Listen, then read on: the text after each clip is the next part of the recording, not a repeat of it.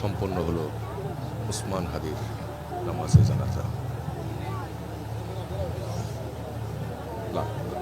লাখো লাখো লাখো লাখো মানুষের যে উপস্থিতি, সেই উপস্থিতি জানাজার নামাজ আদায় করলেন লাখো লাখো মানুষ আদায় করলেন এই জানাজার নামাজ। সবাই এক কাতারে সমস্বরে ওসমান হাদির জন্য যে দোয়া করলেন, আমরা সেই দোয়া করার যে দৃশ্য, সেই দৃশ্যটা আমরা দেখতে পেলাম। এবং অশ্রুসিক্ত নয়নে মানুষজন যারা এই নামাজে অংশগ্রহণ করেছেন, অশ্রুসিক্ত নয়নে তারা শেষ বিদায় জানাচ্ছেন ওসমান হাদিকে। এই পুরো জানাজার যে আয়োজন, সেই আয়োজনকে কেন্দ্র করে সকাল থেকেই আমরা এই মানুষজনের উপস্থিতি দেখেছি।